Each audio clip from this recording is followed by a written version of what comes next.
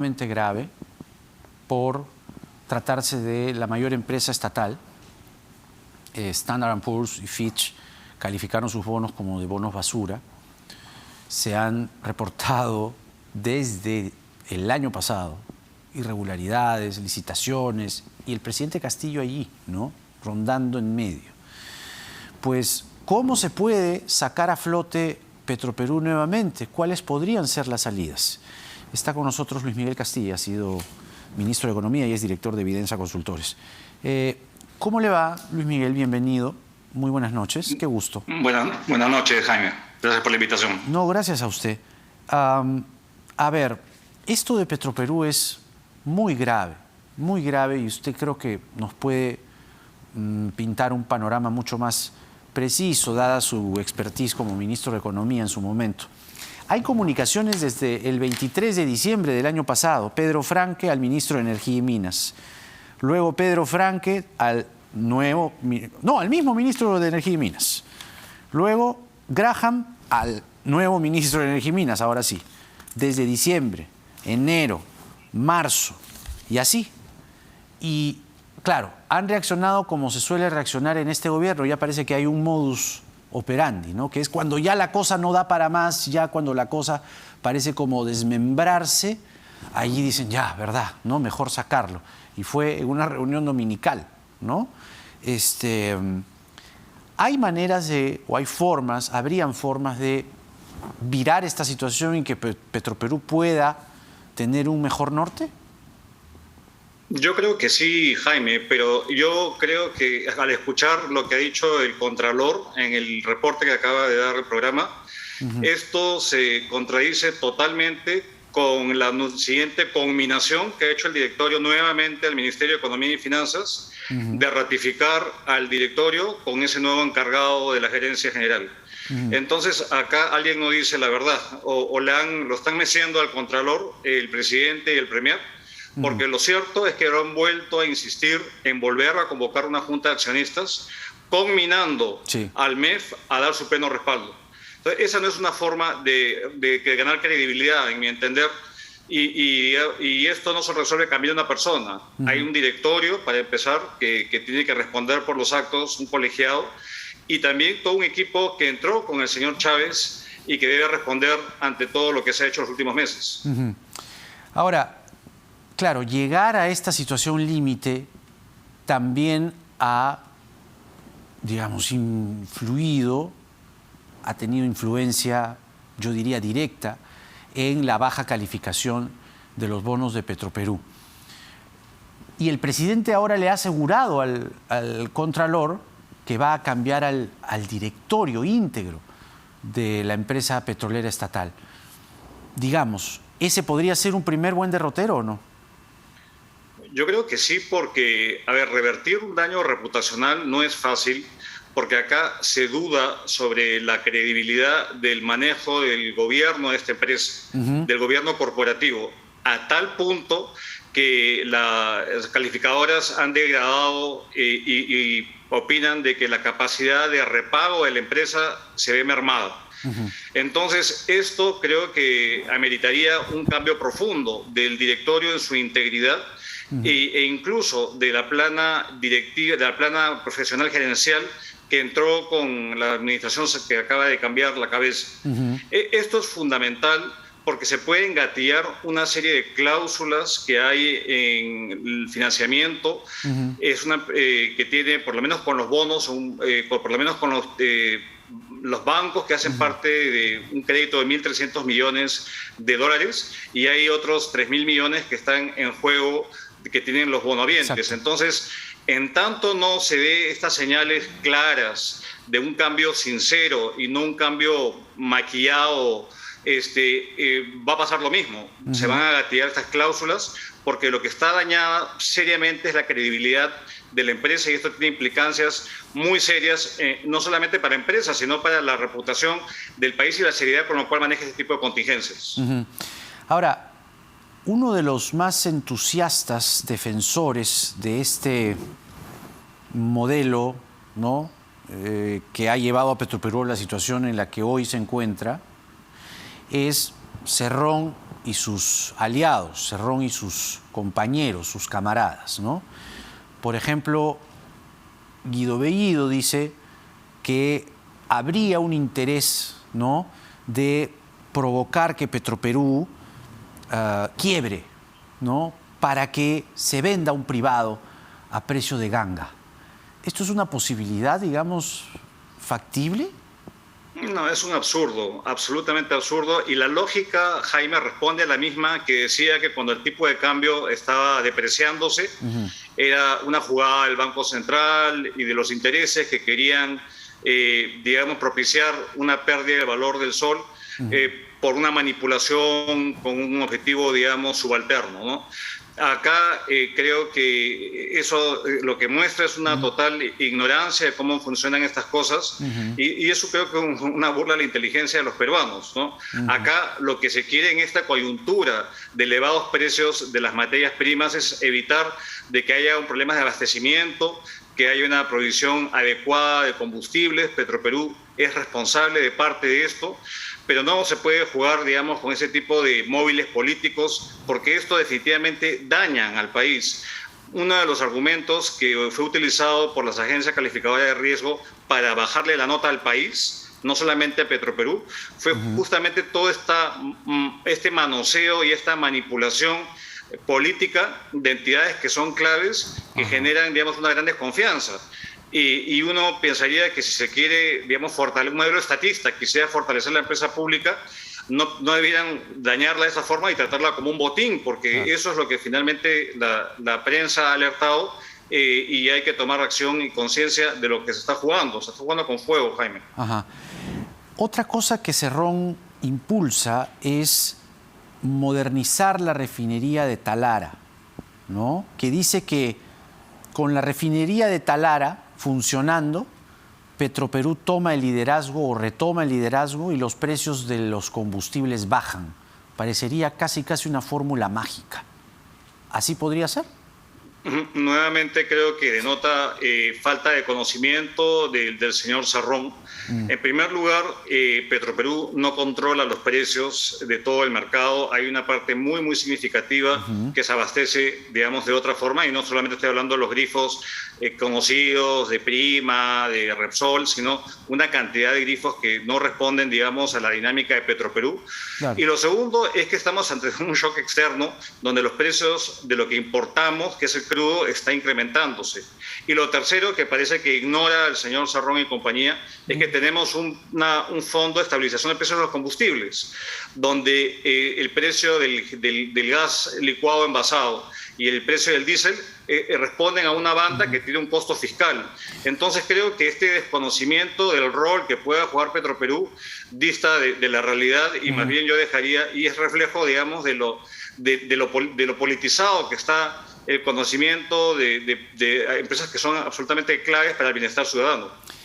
Hay quienes culpan o responsabilizan al gobierno de Humala, sobre todo a los ministros de Economía del gobierno de Humala, usted fue uno de ellos, de la inversión que se hizo en la refinería de Talara, que son casi 5.000 millones de dólares, calculados grosso modo. Viéndolo en retrospectiva, ¿cree que fue una buena idea invertir todo lo que se invirtió en Talara? Viéndolo en retrospectiva, Jaime, han pasado poco menos de 10 años de ese momento, y en esa oportunidad creo que hay que aclarar una serie de conceptos. Uno es que el monto de la inversión era sustantivamente menor, y lo que se ha ido encareciendo este proyecto ha sido esta dilación que se ha dado en el tiempo, primer punto. Segundo punto es que esto respondía a una necesidad de tener una oferta de combustible que sea en línea con los estándares ambientales y de salud pública, y por eso se optó por ello. Lo tercero es que los cálculos que se hicieron en su momento daban de que la empresa, bien manejada, evidentemente, ese era un supuesto, iba a poder responder con sus propios recursos para este endeudamiento. Entonces ha pasado mucho agua, digamos, debajo del puente, y ahora se puede especular de todo. Pero finalmente fue una ley del Congreso que autorizó esto, una ley que fue aprobada casi por unanimidad, y el MEF, a mi cargo, puso una serie de candados para evitar justamente este tipo de manejos, incluida la posibilidad de que Petroperú entrase a FONAFE pero ahí el Congreso no quiso, no aceptó ese candado, pero se evaluó de manera técnica esa decisión del momento. Han pasado 10 años y muchas cosas ahora explican que se pueda cuestionar, digamos, el valor de esa inversión que podría, digamos, interpretarse como sobredimensionada para lo que inicialmente se dispuso. Claro, pero digamos, en el concepto de las energías renovables, digamos, visto desde esa época, todos pueden ser generales después de la batalla, ciertamente, ¿no? Es un deporte nacional y hasta mundial, pero se advirtió en su momento, hasta lo que recuerdo, que era muy cara, que eso iba a ser un elefante blanco, que era una obstinación. Incluso se conjugaba el hecho de que sea la refinería de Talara, porque Talara tenía una carga ideológica que conectaba al señor Humala con Velasco, y Talara y Velasco y todo lo demás, que era muy cara y ya digo, de hecho, visto en el tiempo, nos ha salido carísima, ¿no? Bueno, yo creo que sí, y han habido incluso una, digamos, auditoría que ha hecho la Contraloría para justamente esclarecer las razones de este mayor sobredimensionamiento de esa obra. Pero también hay que recordar que a veces la memoria es un poco esquiva, Jaime, que en ese momento también se pretendió comprar todos los activos de Repsol, no solamente que Petroperú lo comprase, la refinería, los grifos, y en ese momento se optó porque no lo hiciera. Entonces creo que hay que, digamos, todo esto obviamente ahora es para la reflexión. Viéndolo en retrospectiva, uno puede decir de que han habido elementos, nunca se pensó que este proyecto iba a durar tantos años, claro, para empezar. Para que dure tantos años y genere más deuda. O sea, exacto, ese es el problema. Se ha ido como una bola de nieve acumulando intereses a medida que el tiempo ha pasado, los costos financieros se han incrementado. Entonces, y había también toda una parte que estaba prevista que le hiciera el sector privado, y finalmente se cambió un poco, digamos, la visión de este proyecto.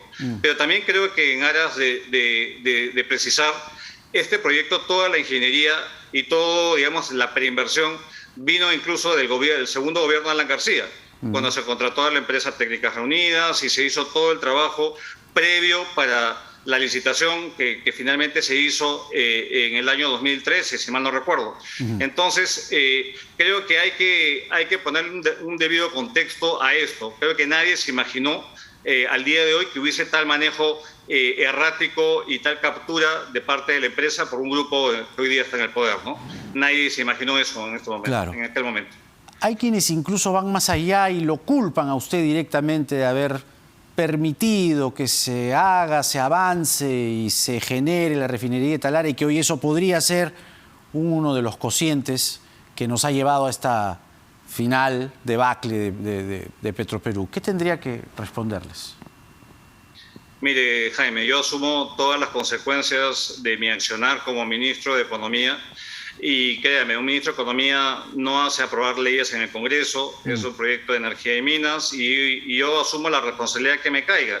Cuando se hizo ese proyecto hubo un sustento técnico, que de hecho quien me ayudó en ese sustento técnico fue mi sucesor, el ministro Segura, y se vieron los números con mucha frialdad y se optó por pedir posición de comentario de terceros, justamente para hacer una decisión lo más técnica posible. Eso fue lo que se hizo en aquel momento. Claro. Ahora, como exministro de Economía, usted dice bien, asume activos y pasivos, que es lo que corresponde, ¿no? Pero, ¿qué le pareció a usted, o qué le parece a usted, cómo está llevando las cosas el ministro Graham? Desde no ir, ¿no?, a la junta que convoca el Ministerio de Energía y Minas, ¿cuánto puede sostenerse el señor Graham, visto desde aquí, ¿no?, visto desde fuera? Porque, claro, en el MINEM, en Petroperú, está el serronismo, ¿no?, combatiendo duro.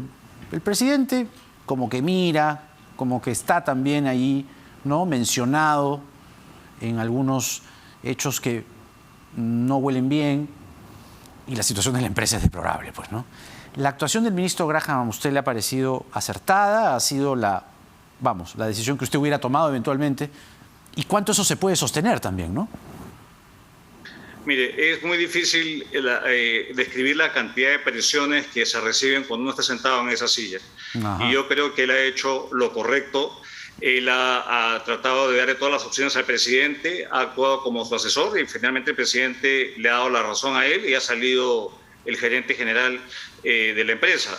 Ahora creo que lo que falta es que se cumpla toda la promesa que se le hizo al Contralor y que probablemente también se le hizo al Ministerio de Economía, ¿no? Esto, digamos, de no resolverse en un plazo corto no es muy sostenible, porque finalmente lo que está en juego es la credibilidad del manejo técnico y del manejo de las contingencias que pudieran darse. Entonces, yo hasta ahora debemos apoyar al ministro Graham y ojalá que él consiga convencer al presidente de la inconveniencia de asumir estas contingencias que son absolutamente innecesarias y totalmente evitables, ¿no? Eso, lo de los plazos, es importante. Visto así a ojo de buen cubero, los plazos son, digamos, en el cortísimo, ¿no? O en el corto. Sí, por supuesto, porque todo es en base a la percepción de riesgo que tienen los bancos y eventualmente los tenedores de bonos.